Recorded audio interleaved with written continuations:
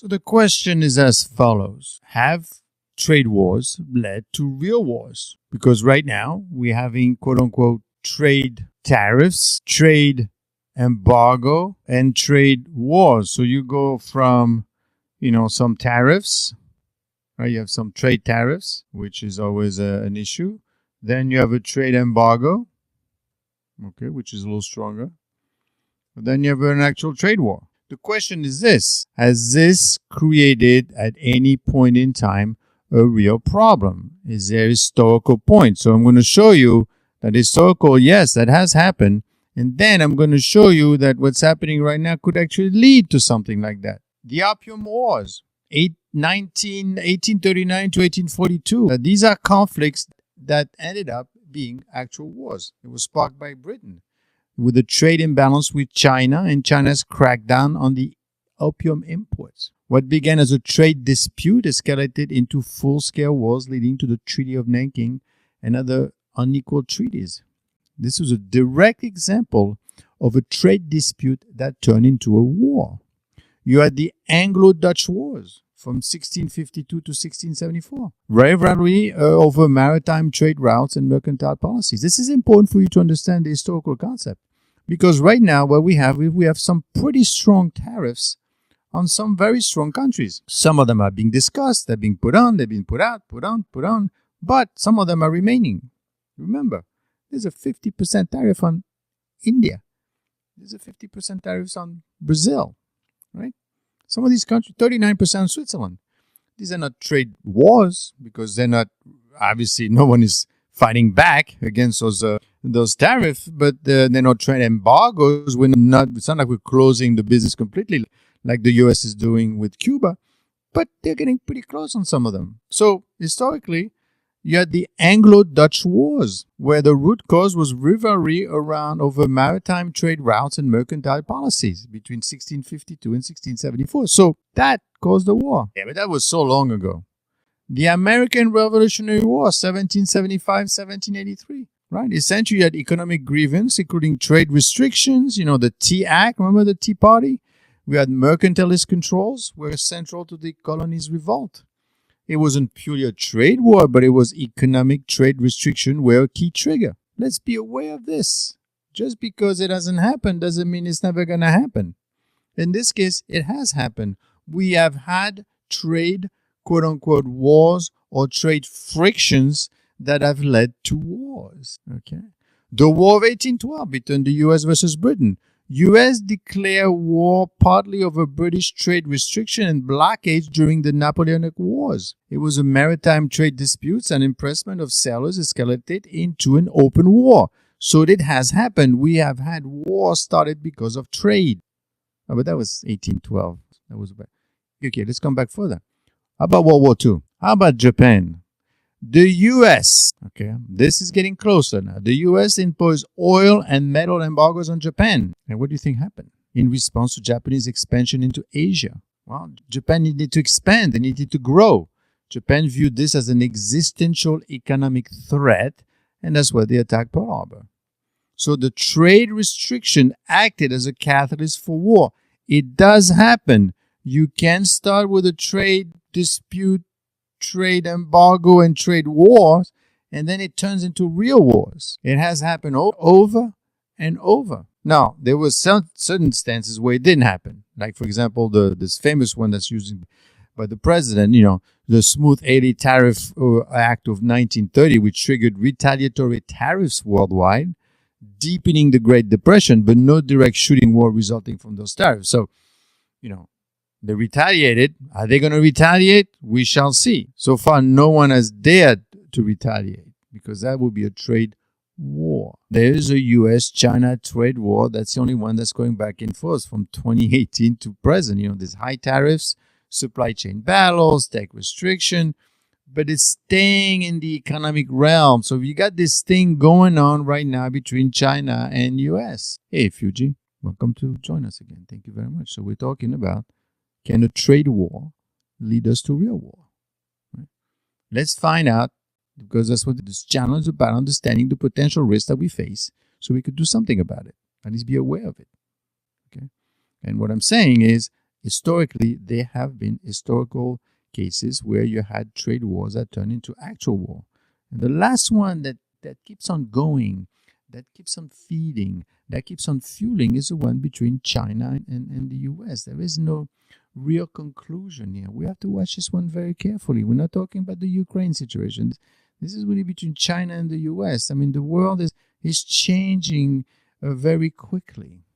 Okay. And frankly, well, we're seeing a lot of issues having to do with the fact that this could actually become an issue at some point. Okay.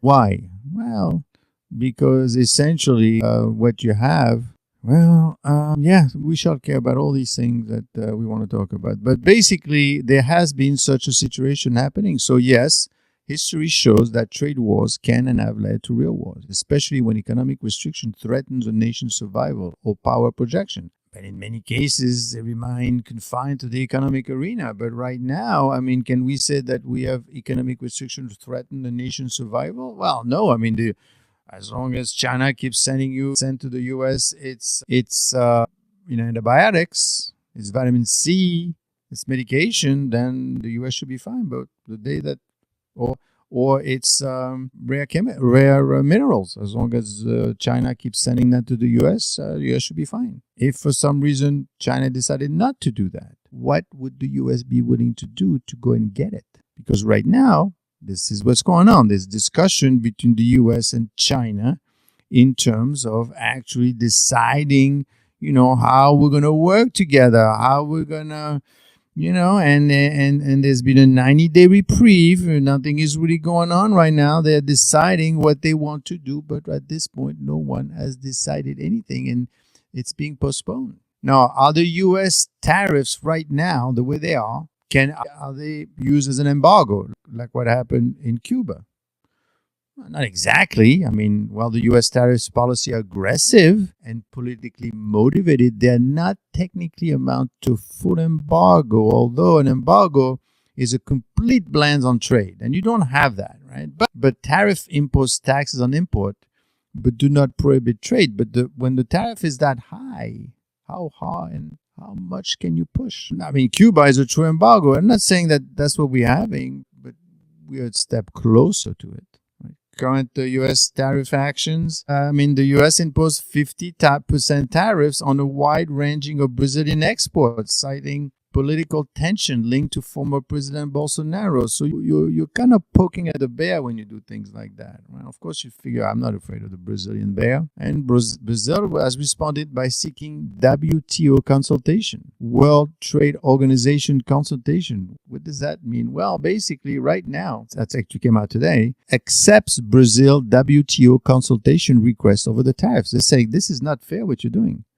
The United States has accepted a request for consultation from Brazil as it imposed on its goods, even as it argued that levies are a matter of national security, according to the document posted on the website. The U.S. is saying, I'm charging 50% on Brazil because of national security. President Trump slapped a 50% tariff on most Brazilian import earlier this month. And they're saying, listen, this is serious. Pay attention. You're talking about Ukraine and Russia. Meanwhile, we're being charged 50. Why? In response to what he called a witch hunt against his Brazilian ally, former President Jair Bolsonaro, who is on trial on charge of plotting a coup following his election loss in 2022. They're saying you're abusing my friend here, so I am going to impose 50% tariff on Brazil. That is not an embargo. That is not a trade war. But 50% is, you can't do business with an additional 50% cost. So we are poking the Brazilian bear here in some fashion. Okay? So they're requesting consultation. And frankly, a consultation, essentially, we want to talk about it. Right? We want to, in a statement, President says, so I want to go in front of the World Trade Organization and I want to talk about this because I don't understand what it is. So this is the first time that, they're fighting back. And and you can't say it's a trade deficit because actually the U.S. export more to Brazil than it imports. So it's not that. Okay. So that's what's happening with Brazil. And despite their severity, their measure are tariffs. They're not embargoes. So it's not an embargo We're not saying the US is not saying that they don't want Brazilian goods. They're just saying there's a 50% tariff. India. Okay, in Brazil. Okay, fine. How about India? The US escalated tariff as high as 50%, targeting India's continued imports of Russian oil. This move is characterized as a sanction or even an economic embargo by critics in India. So India is saying, is using the word embargo. See, and this is what this channel is about, right? We're here to figure out what's really going on here. Let's figure out how these things are going to happen before they actually happen. No big surprise. For example, during the time over at, when you had COVID, people said, COVID, come on. They're not going to force us to stay in our homes. And they did. Okay. So things can happen. So Brazil has responded. So this move is being characterized as an embargo by India. But in legal terms, there are still tariffs. Okay. How about Canada? The high-stake trade war is ongoing, with tariffs hitting almost all imported goods. 25% their baseline and more specific category. These remain very high tariff, but supply continues, hence it's not an embargo. So we're looking at the Canadian bear, the Mexican bear, the Indian bear. And of course, there's China. There it's a bit different. And this is where you have to understand that what I know, they know. And I want you to know. After a year high tariff, a 90-day truce has been reset between US and China to 30% and 10%. So basically 30% of US import from China and 10% imports from the US. But trade continues openly. This is not an embargo. We're still talking. Now, you will notice when it comes to China, the US is not saying, 50% for you too. They're not saying that with China. They're a little bit more careful. Okay. And Venezuela, the U.S. introduced a 20% on tariff to buy, introduced a 25% tariff on countries that buy Venezuelan oil. Isn't that what started all wars? Well, you keep pushing and bugging and tugging, and eventually somebody gets pissed enough that, this is how Japan, World War II. How do we do that? Well, this is one of the cases that I made earlier, is that the U.S. imposed an oil and metal in 1940 and 1941 in response to Japanese expansion in Asia. And guess what happened? It does happen. It is not just an impossibility. So basically, Brazil, India, Canada, Mexico, China, Venezuela, I'm not even more mentioning Switzerland at 39%, but they're all getting hit pretty hard, except China that's getting a reprieve. Although 30% is not too bad. So the U.S. has not instituted embargoes, but instead it has ramped up tariffs. Now, these are tariffs that haven't been since the 1930s. So how much more can you push before you push too far? These are not legal or functioning, though they can come close in impact for affected industry. That's what Brazil is saying. Guys, this is not fair. Nobody's going to buy coffee with 50% more. I am not going. So let me know. So this is an issue. Okay. Now, of course, what you will notice is that, is there a pattern in how the U.S. is using the tariffs? Well, the U.S. strategy is not evenly applied. It tends to lean harder on smaller or weaker trade partners while showing more restraint with larger rivals such as China, right? They don't want to push too hard on China here because, if you push too hard, what could happen, right? Basically, the U.S. presses harder on weaker state is because there's asymmetry of dependence. Smaller economies rely more heavily on the U.S. market. They're saying, you need me more than I need you, therefore I'm going to hit you. That makes tariffs more coercive.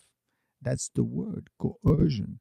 The U.S. administration is coercing the smaller countries into doing what they want them to do. Plus, there's lower retaliation risk. China can retaliate massively. Right? China tomorrow could say, you know what? No more apple for you. No more rare earth mineral. No more medication.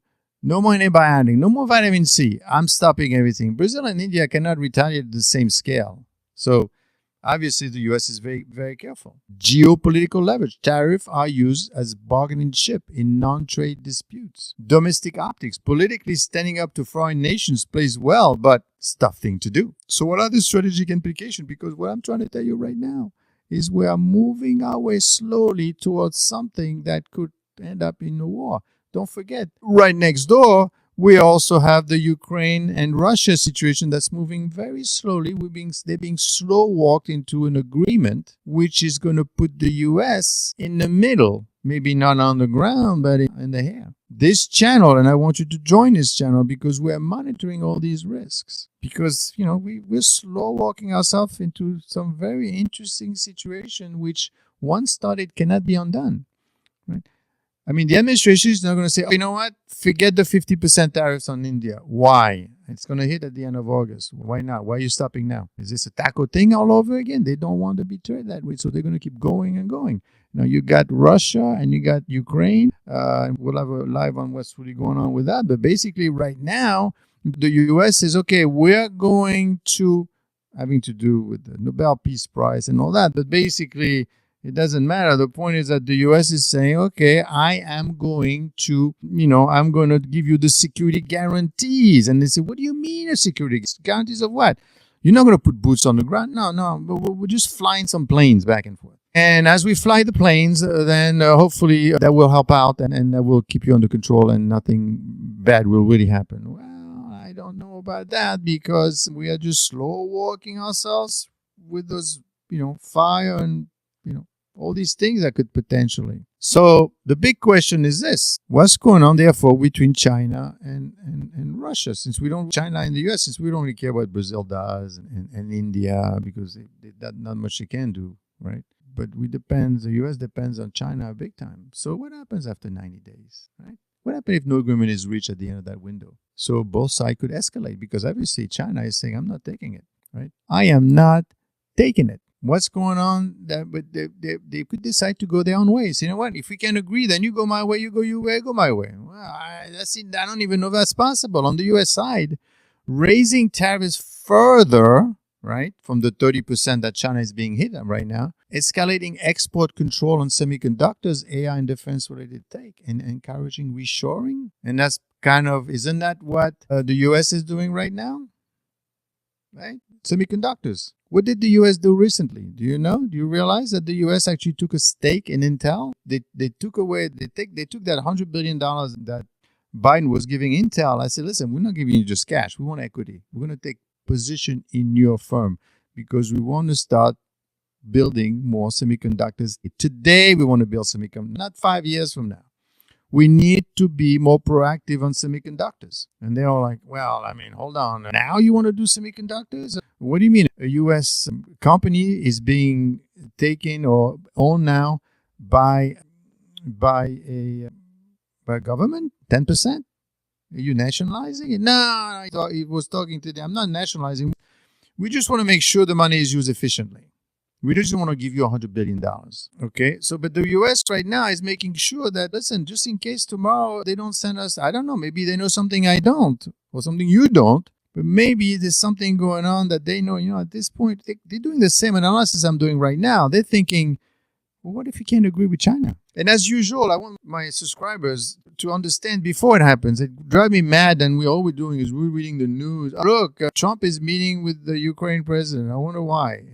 What do you think? Well, he's going to talk about Ukraine. No, this is not about Ukraine. This is about China again. They want to make sure that Russia stay away from China because they've got this thing, the 90 days. When the 90 days are up, what is China going to do?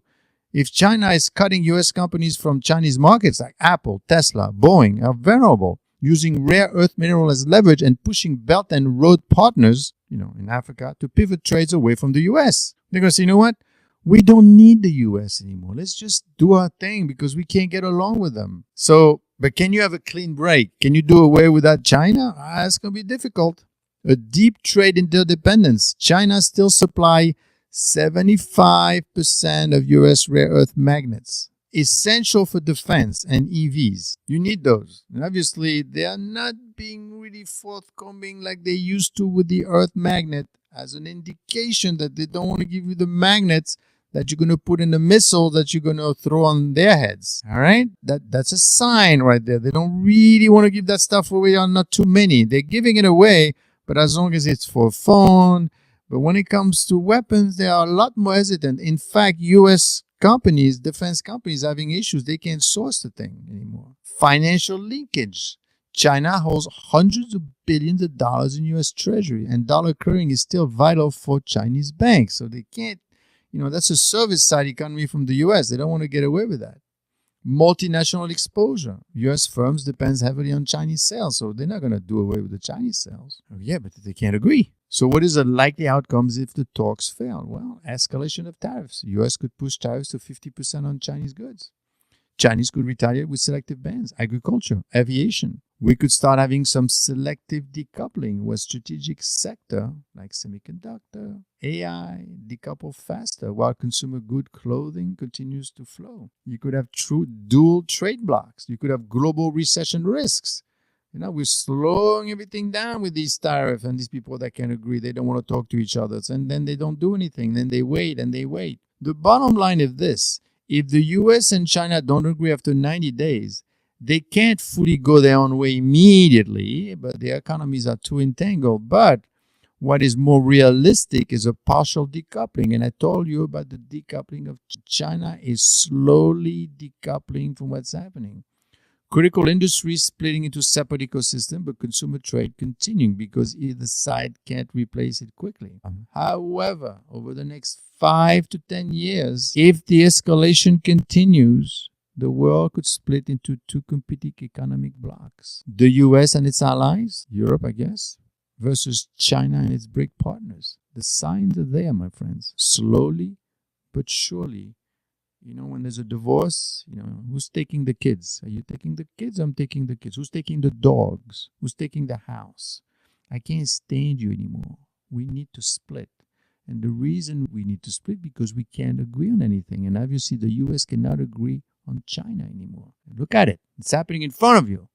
I want you not to just realize it once you read the news. It's happened. Oh my God, I didn't realize. And this is important. Why? Because it impacts the stock market, which is a whole-time high.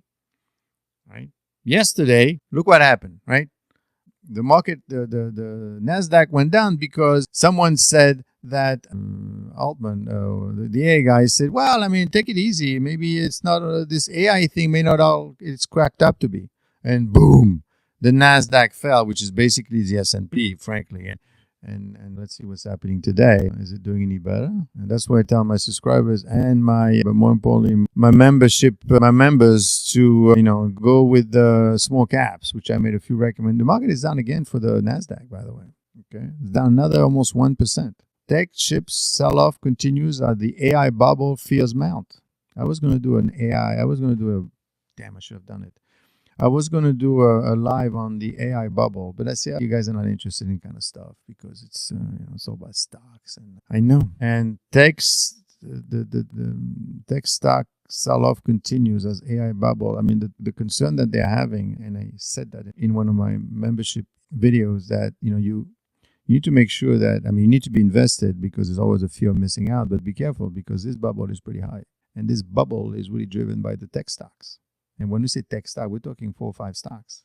So it's not S&P 500, it's S&P 7. So be very careful because you don't want to come in on Monday morning, and this is exactly what happened. Boom.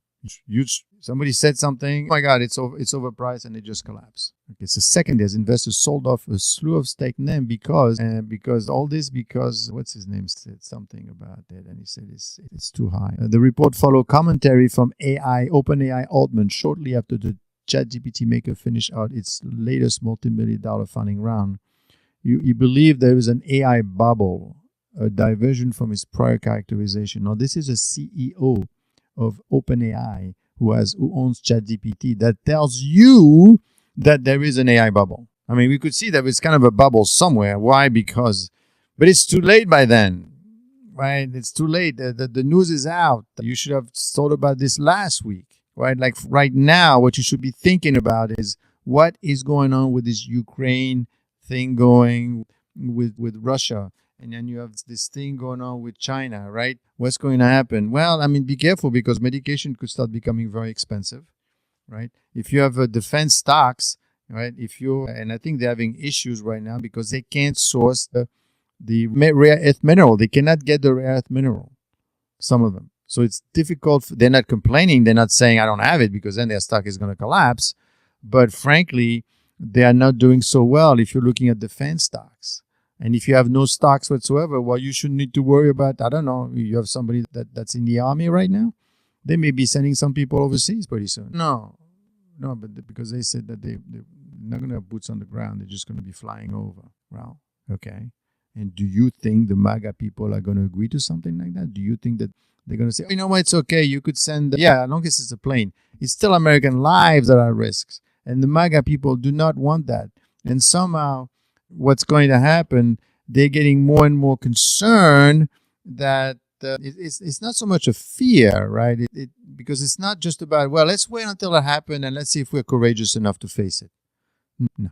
I want you to not so much be critical of what's happening, but at least analyze what's happening and understand it.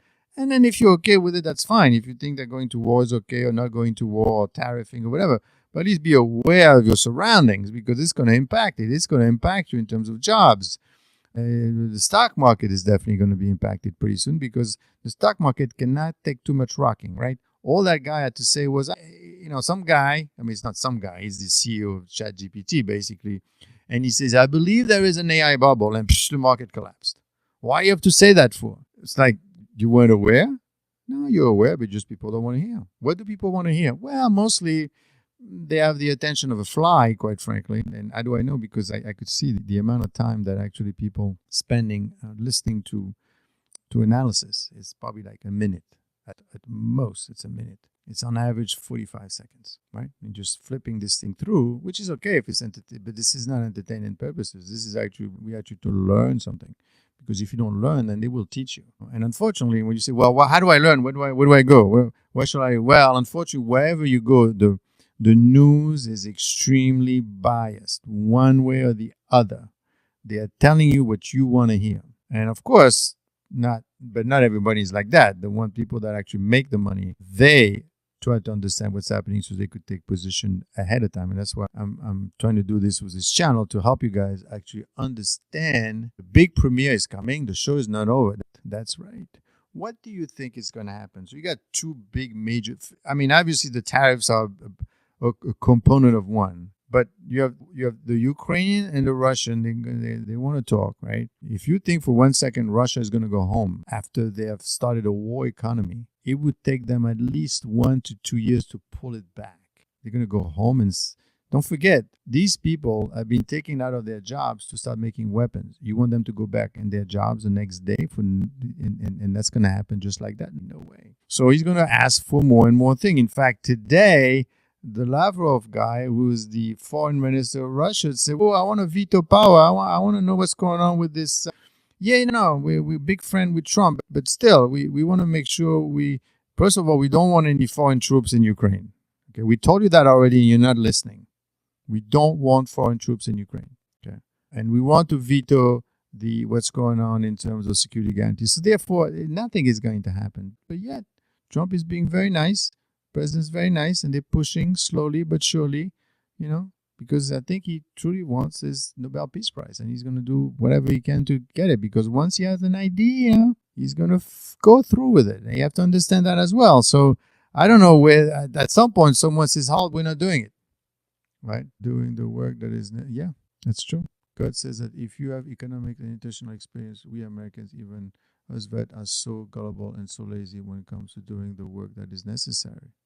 Whoa, sometimes there is, okay, the one thing we always manage to think is that time is everything was in place. He did 6 deals in 6 months. He literally stopped 6 wars in 6 months, which he did, fine, but just give him the peace prize, go away, but pushing these two people together, right, is dangerous. And I will tell you what, it's dangerous even if you don't have a war. The problem is that the whole House of Republicans is leaning and is standing on top of the MAGA people. And the MAGA people do not want any more wars from the U.S. point of view, which frankly, nobody should want it. So the more you talk about getting in there, first it was somehow, then they said, listen, you got to be more precise. You can't just say, we're going to give security guarantees and we're going to help out. What does it actually mean? You have to be more direct. Well, what it doesn't mean is no boots on the ground, fine. And what else does it mean? Well, then we're going to fly over and help out. But you still have U.S. soldiers out there. And that means you get people involved in the fight.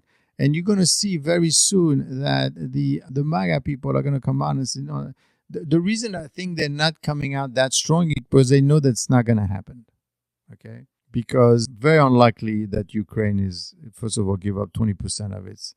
And then if Ukraine wants to give up, they're going to say, well, Donald, I want you in the middle of this fight with us. And they say, well, I can't be in the fight. Well, then I don't want it. And even if you said yes, and the other guy says yes, then the Russians are going to say, well, hold on. I told you, I don't want any. So that's going to postpone. And everything gets postponed. So that should be okay. But in the process of this, the administration is damaging its relationship with MAGA. And it's going to need it at the end for next year. If it doesn't have it, then it won't be able to do all the things it's supposed to be doing. Don't forget, the U.S. administration is doing some pretty strong thing. Back to our theme of the day, which is you're charging India 50%. You're charging China 30%. You're charging Venezuela, which probably nobody cares. Your Switzerland is at 39%. Canada, you're upsetting the children here. You realize that. And of course, if it's going to go away, there's a tax or trade. But if you're not talking about it, you forgot about it, you're moving on to something else. And meanwhile, Brazil is saying, guys, it's 50%. Who's going to buy my coffee with 50% premium? And for what reason? Trade is not supposed to be at that. So trade is supposed to be about trade, right? You want to eat? You want coffee? I sell you coffee. What does that have to do with the former president? What are you doing? What is the point? And you have to be careful. Because when you get into these things, like I said before, you push it up a notch. If it's a trade tariff is one thing. If it's an embargo is something else. What if it's a war? What if, because Brazil, of course, these countries that the U.S. is going after are really weaker countries. There's not much they can do to the U.S. Militarily, definitely not.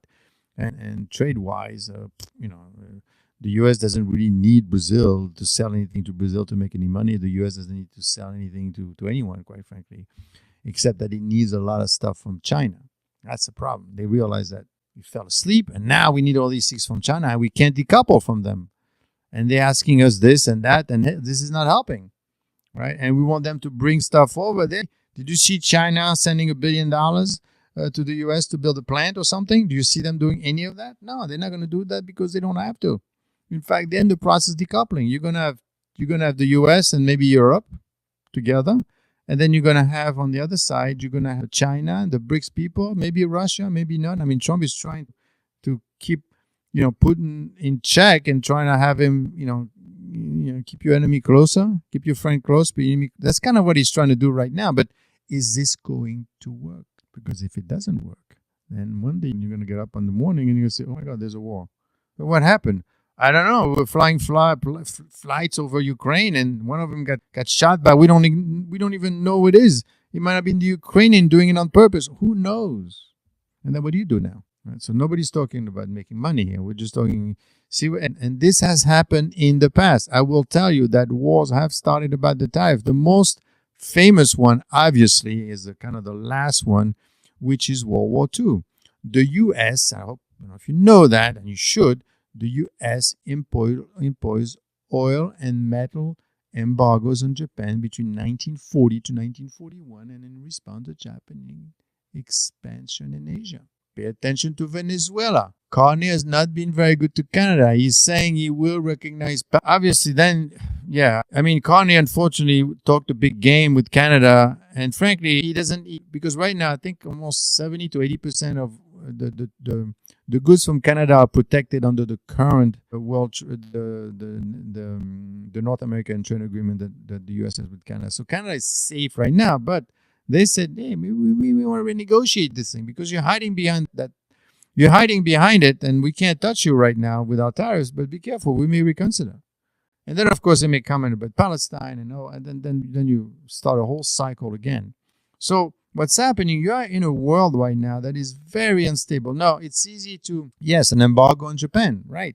That's what happened. Japan, so basically the U.S. imposed an oil and metal embargoes on Japan. So now, not even tariffs. We don't want to trade with you at all, like they're doing with Cuba. In response to Japanese expansion in Asia, whatever the reason was used. So Japan views this as an existential economic threat, and they attacked Pearl Harbor. Many people said that they knew this was going to happen. They wanted it to happen.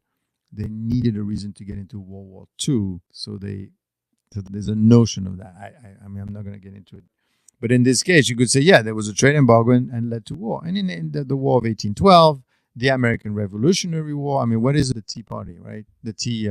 The Boston Tea Party, remember? New tariffs on finished steel and aluminum product is going to... Yes! And it's right now, it's hurting a lot of companies. It's hurting a lot of companies, the auto companies. The only thing is, when we say tariffs going to hurt the companies, which companies are we talking about here? Talking about industrial companies make about 20% of the GDP in the US and about 10% of the stock market. So it's not a big deal. Right? And 50% tariff on Brazil is even less of a big deal because it's only one company, right? And I've heard the Pakistan talking about nuclear. Well, the Pakistanis, that's another war that he technically saved. Saber rattling along with tariffs. Have you heard the Pakistani talking? Why would they talking about nuclear threats? I mean, right now they are at peace with India. And by the way, Trump has said that he might want to do some business with the Pakistani because of, So that 50% tariff on India is a real thing. These are all real things. And because we are not seeing anything new, you say, well, there's nothing new. No, but these are really bad things. And they can't stay on forever. At some point, someone is going to say or do something that's going to go sideways. Now, of course, it's easy to blame the current administration. You say, well, that's his fault. Well, it happens on his watch. But because you see a lot of firemen every time when there's a fire, doesn't mean that the firemen caused the fire, right? So what's going on? Well, I mean, basically, these people are trying to find ways around the situation. But this would have happened even if Kamala Harris would be president. You still have to deal with the fact that the U.S. has lost its ability to produce its own rare earth chemical. And by the way, a rare earth mineral, just want to make it clear, rare earth mineral are not rare, right? It's not rare. It's not like we don't know. There's nothing rare about the earth, the rare earth mineral. Just want to make sure you understand that, right? It's just that they forgot to make it and they don't know how to make it and it takes too long to make it and therefore they rather not make it. That's basically what's happening here. So we have to be clear, what's happening. And going forward, this could be a problem because you have all these stories that are piling. U.S. steel companies have not increased production. They just raised their prices for windfall profit. Right. So you're starting to realize that there's something going on and we are slow walking ourselves into something that could turn out to be not very good. And I want you, my subscribers, or members to understand it, to see it, because my concern is that just like we found out the stock market just collapsed on Monday morning, that we may see it happen again and say, well, what happened? What just happened? We were fine and then we're not fine. The U.S. needs to look at the long game and go back to making on. Yes. Well, because right now this is happening and you need to get that is China has not closed, but they are pulling back on the rare earth mineral. They're saying, well, I don't think I want to give you that much of it anymore. I think we should wait a little bit. I think we need to talk about it. I'm not ready for... Whoa. So I thought, now what's going on? You mean I can't get I can't... No, not right now. I think we need to wait a little bit. So you can't stop sending us stuff. Well, no, but we're negotiating. So let's see 90 days. You should be worried about that. Because if you do the same thing with antibiotics and vitamin C and all that, I mean, that would be an open war, literally, because now you're doing it on purpose. But the fact that they're not giving you the earth mineral, which is used for weapons, you should question. You should realize that maybe something is going on here. The much more pressing issue is microchips and semiconductors. Yes, Himanshu is totally right. I think in 5 to 7 years, the U.S. is going to lose its edge in the ability to generate semiconductors and all that. And that's why the U.S., in an incredible move, is basically taking a 10% stake in Intel. And what they're doing is it basically, the $100 billion that Biden gave you as part of the CHIP Act, we're going to turn that into equity. I said, whoa, I thought this was a grant. No, not anymore. With us, it's equity. We want to make sure you know what you're doing with the money. We want to control it. You have to start making more stuff. You have to start to get serious. We're running out of time and we need to move quickly. And frankly, we're talking 1 year here because, if the administration keeps pumping this idea of getting U.S. troops not on the ground, but in the air, whatever, that's going to upset the MAGA people, and you're going to lose the election against the Democrat. Then you are going to be a lame duck president over the next 2 years. You might have a Nobel Prize, but at a big price. And then it's going to be a mess. Then everything comes down. And then the market is going to say, oh my God, we are overvalued. I told you we're in trouble. I told you and then the whole thing just collapses on its own weight. Be careful. It could happen very quickly. Right now, it's holding on. It's holding up because the administration is doing a good job of you have economic activity strong at 3%. You don't have too much inflation. Unemployment is good, right? But now you're moving on to some other areas. Now you're getting into, war kind of situation with Ukraine and Russia. Now, of course, it makes total sense to try to stop the war and negotiate, but they're not stupid either. Why do you think they all came to Washington? They say, hey, you see how they sat? I mean, you had the president right there, and he said, look at me, look how powerful I am. And it's true. And they were sitting in front of him like in front of the teacher, right? All those nations.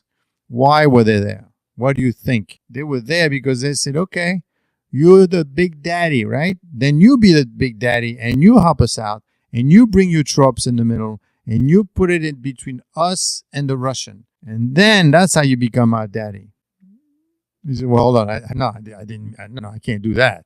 So what are we doing then? Well, we're going to help out. We're going to negotiate with you. Let's talk some more. Let's come back. And because they all know that, right? The U.S. is there. I mean, if Russia comes over, you're going to use a B-52 bomber. You're going to hit them with a B-52 bomber. That's what you're going to do? Because that's what, the guarantee means. That's what it means.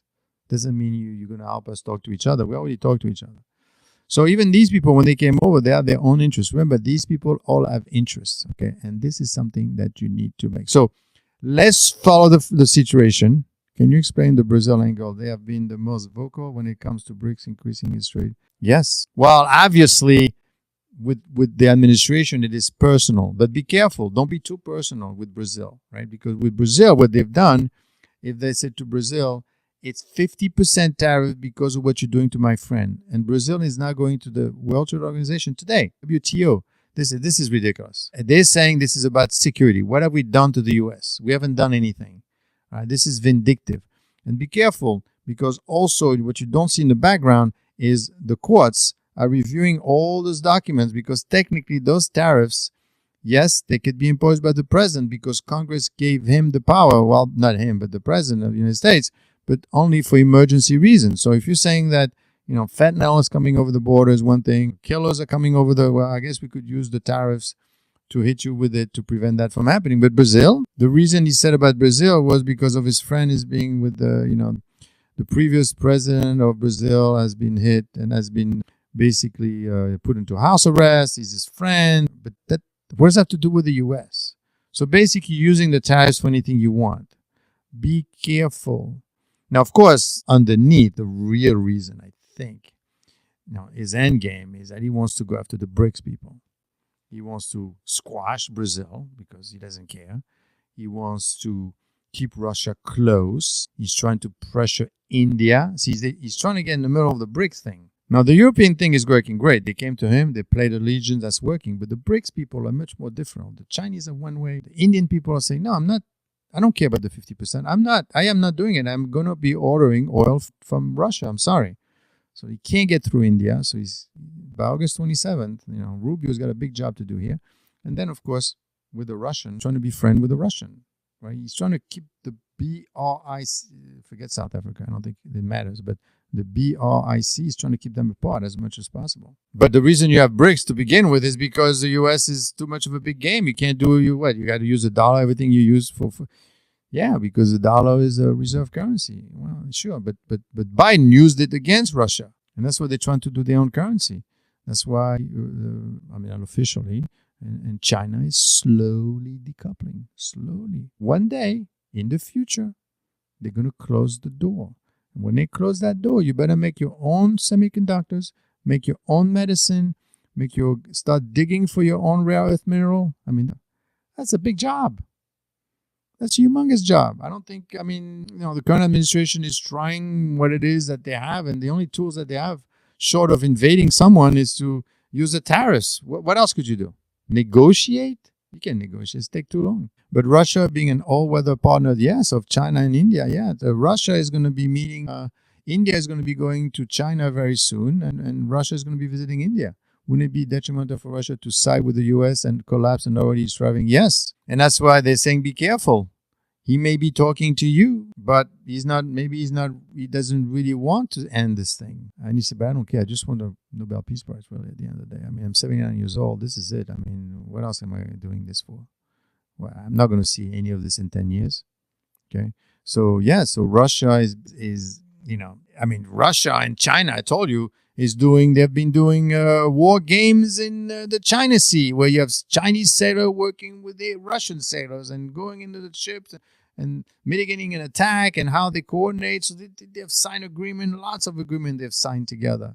And India is trying to get in the middle. Plus, they're all next to each other, literally, physically. So it's a lot easier to do business with these people than going to the U.S. The problem with the U.S. is like 25% of GDP. U.S. American people spend a lot of money. We need their money, blah. But push come to shove, what are they going to do? That's going to be the issue. So let's keep monitoring the situation. Let's see what happens, and I will be back soon.